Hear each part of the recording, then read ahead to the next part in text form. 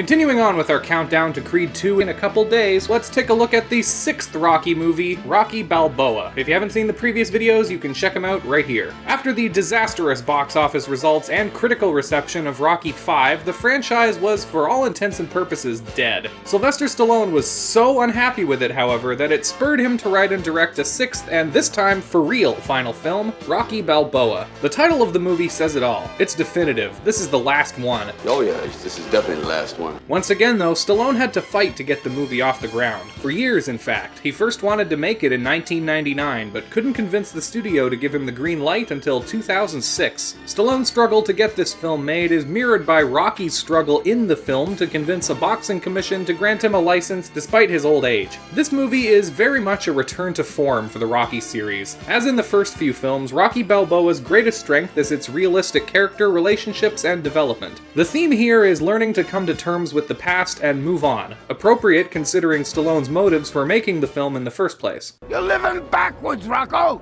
Change the channel from yesterday! Rocky Balboa sees its main character, like Apollo Creed before him, going through a midlife crisis. This is largely driven by the death of his wife Adrian, played by Talia Shire, from cancer 4 years previous. Adrian has more of a presence in Rocky Balboa as a deceased character who appears only in flashbacks than she had in the last 3 Rocky films put together, where her role was usually limited to giving Rocky a motivational speech in the 3rd act. In this film, Rocky's devastation over her death and his inability to move on is one of the emotional centers of the story. He spends so much of his free time visiting her grave that he keeps a folding chair up in a nearby tree. Rocky also owns a restaurant named after Adrian, which he's filled with old memorabilia from his boxing career, something he also laments the passing of, and he tells old boxing stories to any patrons who ask him. Hey, wait a sec, how does he have that painting? That painting was from the credits of the movie.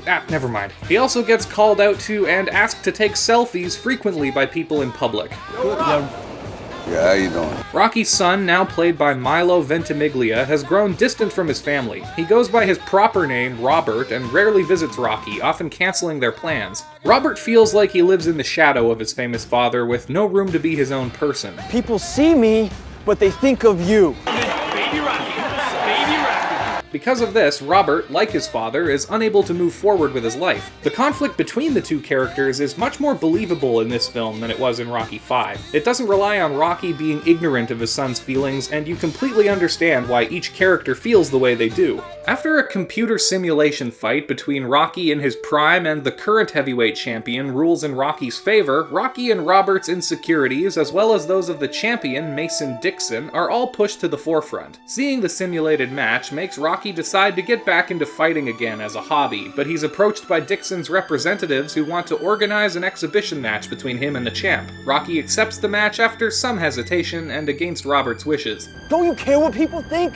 Doesn't it bother you that people are making you out to be a joke and that I'm gonna be included in that? After the two of them talk it out though, Robert realizes that his own insecurities shouldn't prevent Rocky from doing what he feels he needs to do for himself. Robert also realizes that he isn't happy with many aspects of his own life and decides to quit his stuffy office job, helping his dad train for the match while he figures out the next step. Mason Dixon's story feels to me like a sort of spiritual successor to Tommy Gunn's from Rocky 5. Despite being the champion, everyone hates him because all of his opponents in the past have been pushovers and he's never gone the distance. His old trainer was also pushed out by corporate handlers, similar to how Rocky was pushed out by Tommy last time. Also like Tommy, Mason is played by an actual boxer, Antonio Tarver. He doesn't want to fight Rocky at first, seeing the prospect as something of an insult, though he reluctantly agrees on the condition that they get his old trainer back. I think my favorite character in Rocky Balboa is Rocky's brother-in-law Paulie, played for the final time by Burt Young. After 6 films, Paulie finally gets to complete a character arc, showing remorse for how he behaved in the past, especially towards his sister Adrian. You treated her good! You had the good times! I treated her bad! I don't have to think about this! Rocky's constant drudging up of old memories is keeping Paulie stuck in the past along with him, albeit for different reasons. While Rocky can't move on because his best days are behind him, Paulie can't move on because he's ashamed. Sorry, Rocco. I can't do this no more. He hits rock bottom when he's forced into retirement after getting laid off from his job at the meatpacking plant, but he comes around and joins his nephew in helping Rocky train. Rounding out the rest of the cast, Rocky reconnects with Marie, the young girl he walked home in the first movie, who is of course now an adult. Now, remember I walked you home, and when you got there, you turned around and said, "It's Screw you, creepo. Hey, Rocky. Yo. Screw you, creepo. I didn't say that. Yeah, you did. Sure? Great insults last a long time. He helps out her and her son by giving both of them jobs at his restaurant. Marie fills the role that Adrian had in the last few films, encouraging Rocky to accept the fight if he wants to, regardless of what others may think of him for it. For a minute there, it kinda seems like the two may start a relationship, but it's clear that Rocky will never allow himself to love again after the death of Apollo, so it's a non-starter. With all of his friends and family on board, including his and Apollo's old trainer, Duke, Yeah. Let's start building some hurting bombs. Rocky completes one final training montage, set once again to Gonna Fly Now for the first time in the series since Rocky 3. He and Paulie even sneak into the meat plant one night so he can punch frozen beef carcasses like he did in the first movie. The day of the fight finally arrives, and like in his original match against Apollo, after a shaky start, Rocky defies everyone's expectations, managing to go the distance against Mason, who underprepared for the match, but for the first time in his career has now fought an opponent capable of fighting back. Again, like the first film, Rocky loses the match by split decision, though there's an alternate ending where he wins it. Ultimately, though, it doesn't matter. Rocky doesn't even wait for the announcement as he triumphantly exits the ring to thunderous applause as the crowd chants his name.